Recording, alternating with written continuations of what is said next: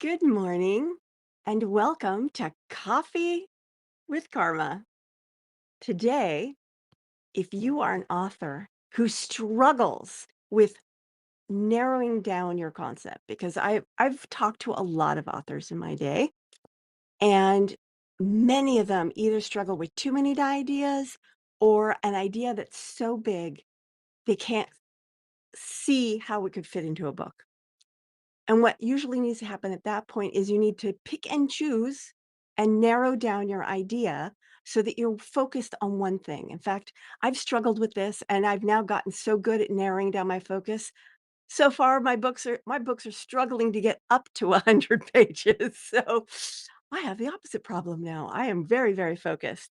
Anyway, if that is you, you struggle with narrowing your focus, you are so in luck because today I'm going to be sharing 5 ways to narrow down your concept so that you can have a very focused book that serves you and your audience way better than a massive tome with everything you've ever thought about.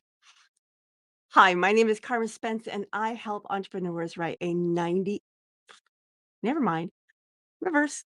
Let's do that again. Hi, my name is Carmen Spence, and I help entrepreneurs write a leading client attracting book in 90 days or less. So let's go with the ideas. I've written them down so I wouldn't forget them. The first one is what I call an MVP concept. That's minimum viable product concept. So you could really say an MVC, a minimum viable concept. And this is taken away from, like, software companies that do the minimum viable product. I also have a program where I talk about a minimum viable website, minimum viable brand. What you want to do is what is the fewest pieces of information that will create a viable book? And you narrow down your concept until you get to the point where if you remove anything more, it will become nonsensical. That's your minimum viable book, minimum viable concept, MVB, MVC. It's that simple.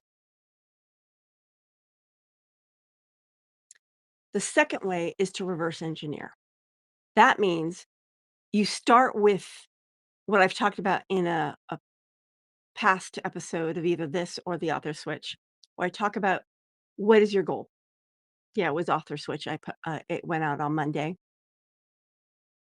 If you'd like a link to goal oriented author, drop goal oriented author in the comment and I will get you that link. But anyway, what you do is you start with the goal in mind. What do you want that book to accomplish? What do you want it to accomplish for you? What do you want it to accomplish for your audience? And then you work backwards. What information needs to be in that book to achieve that goal? Now, this is not your goal, like, I want to make money. No, it's like the goal of the book, meaning what message, excuse me, what message do I want my audience to take away after reading this book? Then you work backwards. Really thirsty this morning. The next one is what I call the 5 whys technique. What you do is it's an iterative process where you have your idea and then you ask yourself, why that information? Why that goal? Why? You just keep asking yourself why at least 5 times, and that should narrow it down to the core concept, which will then help you use idea number 2, which is reverse engineer your book so that you get to, the content that needs to support that narrowed focus. Idea number 4, this is a gap analysis, and I do suggest doing this for any type of nonfiction book that you're writing, especially if it's lead attracting. And I do talk about a process to do that in my book that came out last month called It All Starts with the Right Idea. If you would like a link to that book or more information on that book, just drop right idea in the comments and I will get that to you. But basically what you do is you research the market, what books already exist about the vast concept that you have and what's missing. What's missing in there? What are other authors not talking about? What are they not talking about well? And then your book can focus on that gap, filling that gap. That does 2 things because number 1, it narrows your focus, but number 2, it also provides a value to your audience so that your book stands out among the crowd because you are covering something no one else is. Idea number 5, and that is what I call the funnel method. And that's basically start with your broad idea, and then you gradually narrow it down by asking specific questions. And this helps you funnel down your idea until it's to a core. It's a very similar to the 5 whys, but you're not necessarily asking why. You're like, okay, so let's say I want to write a book about coffee. Well, that is a broad topic. What about coffee? Okay, maybe I want to talk about dark roast coffee. Okay, that narrowed it down. What about dark roast coffee? I don't know enough about coffee to go much further than that, but if I was an expert in coffee, I would be able to continue to ask questions until I got to a very narrow focus. It's kind of like saying, I'm going to do a book about basket weaving, but not just any old basket weaving. It's going to be left-handed underwater basket weaving.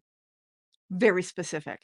And then when you do that, you're able to come up with a nice pithy book that will sell well as an ebook or a physical book. Your audience will appreciate you. And what's even better, because you had this vast idea, it means you put other ideas aside. They're not in this book. They can be in your next book. Next thing you know, you've got a series of books. Ta-da! So there you go. Now, if you'd like further guidance on coming up with your right idea, I did mention this. I have my book. It all starts with an idea, and that walks you through my process of identifying the right idea for your lead or client attracting book. Of course, that's a very specific type of book. It's not a memoir. It's not a I mean, it can be an authority building book, but that's not its main focus. Its main focus is to solve one single problem that is close to the beginning of your customer transformation journey so that you attract the most leads who eventually become clients.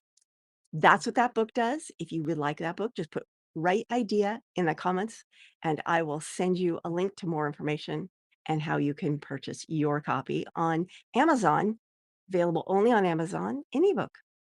This is Carma Spence saying ciao for now. And on Friday, just before I really say ciao, Friday, I will be sharing 5 creative habits for your idea safari. Yes, we are going on a safari this fun Friday. Please join me Friday morning. Ciao for now.